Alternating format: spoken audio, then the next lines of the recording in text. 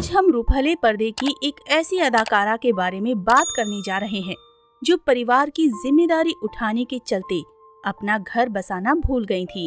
ये मशहूर अभिनेत्री थी नंदा। नंदा का जन्म 8 जनवरी 1939 को हुआ था।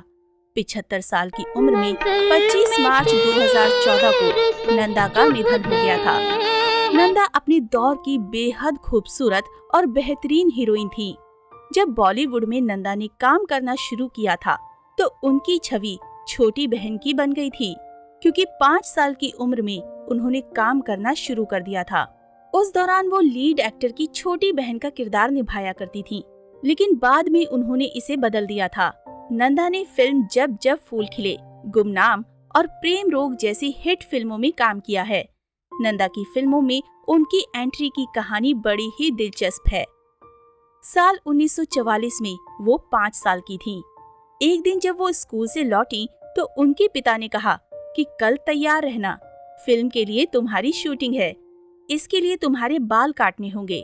बता दें कि नंदा के पिता विनायक दामोदर कर्नाटकी मराठी फिल्मों के सफल अभिनेता और निर्देशक थे। बाल काटने की बात सुनकर नंदा नाराज हो गयी। उन्होंने कहा, मुझे कोई शूटिंग नहीं करनी। बड़ी मुश्किल से वो माँ के समझाने पर शूटिंग पर जाने को राजी हुई। वहाँ उनके बाल लड़कों की तरह छोटे छोटे काट दिए गए।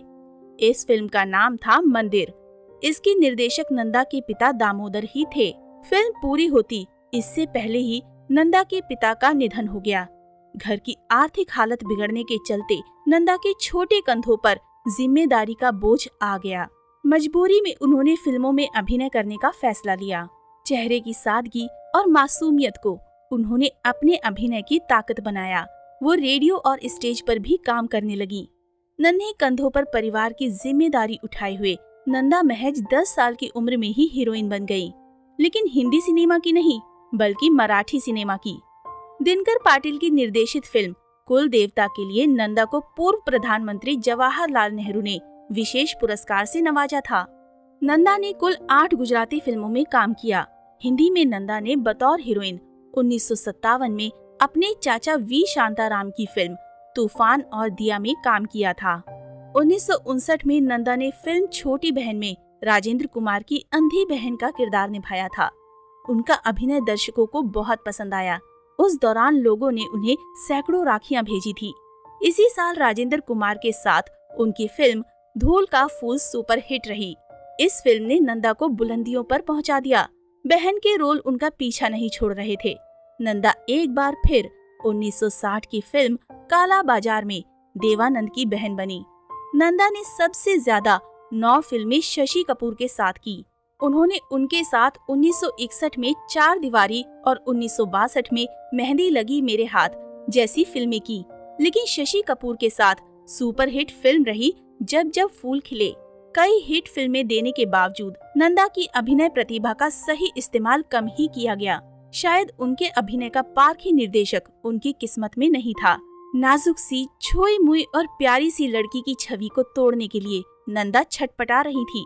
राजेश खन्ना के साथ फिल्म इत्तेफाक में उन्होंने नेगेटिव किरदार तक निभाया, लेकिन दर्शक उनका ये रूप नहीं स्वीकार सके। तभी उन्हें फिल्म नया नशा ऑफर हुई। इसमें नंदा ने ड्रग एडिक्ट की भूमिका निभाई, लेकिन फिल्म फ्लॉप हो गई। नंदा को समझ आ गया कि उनके सहज और स्वाभाविक अभिनय को ग्लैमर का रंग देने की कोशिश में उनकी अपनी पहचान ही खत्म हो जाएगी। इसके बाद नंदा ने असलियत, जुर्म और सजा और प्रायश्चित जैसी फिल्में की, लेकिन नंदा का समय खत्म हो गया था। इसका एहसास उन्हें भी था, लेकिन उन्होंने बेहद शालीनता से खुद को रूपहले पर्दे की चकाचौंध से अलग कर लिया।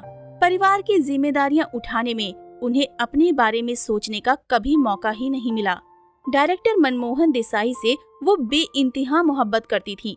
देसाई भी उन्हें चाहते थे, लेकिन बेहद शर्मीली नंदा ने मनमोहन को कभी अपने प्यार का इजहार करने का मौका ही नहीं दिया और उन्होंने शादी कर ली।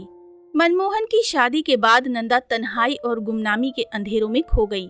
मनमोहन भी अपनी शादीशुदा जिंदगी में व्यस्त हो गए, लेकिन कुछ समय बाद ही उनकी पत्नी का निधन हो गया। इसके बाद मनमोहन ने फिर से नंदा के नाम मोहब्बत का पैगाम पहुंचाया। नंदा ने उसे कबूल कर लिया। उस दौरान नंदा 52 साल की हो चुकी थी। 1992 में 93 साल की नंदा ने उनसे सगाई कर ली, लेकिन किस्मत को शायद कुछ और ही मंजूर था। सगाई के 2 साल बाद ही मनमोहन देसाई की एक हादसे में मौत हो गई। दोनों कभी एक नहीं हो पाए और नंदा अविवाहित ही रह गईं। नंदा की आखिरी फिल्म थी प्रेम रोग। इसमें उन्होंने पद्मिनी कोल्हापुरी की मां का किरदार निभाया था। कहा जाता है कि नंदा जब भी बाहर जाती थी तो वो सफेद साड़ी में ही जाती थी, क्योंकि वो मन ही मन मनमोहन देसाई को अपना पति मानती थी। उनके निधन के बाद से नंदा काफी अकेली हो गई थी। उन्होंने ज्यादा किसी से बात करना भी बंद कर दिया था। उनकी खास दोस्तों में माला सिन्हा और वहीदा रहमान थी। तो दोस्तों, अभी के लिए बस इतना ही। मिलते हैं अगले वीडियो में। तब तक आप सब अपना ध्यान रखिएगा। Bye bye.